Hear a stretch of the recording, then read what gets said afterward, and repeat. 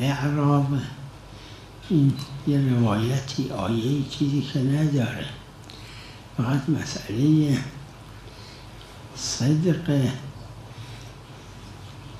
سکونت، یعنی ساکن بودن در اونجا. کسی ساکن یه شهری بود، بعد رفت ساکن یه شهر دیگه شد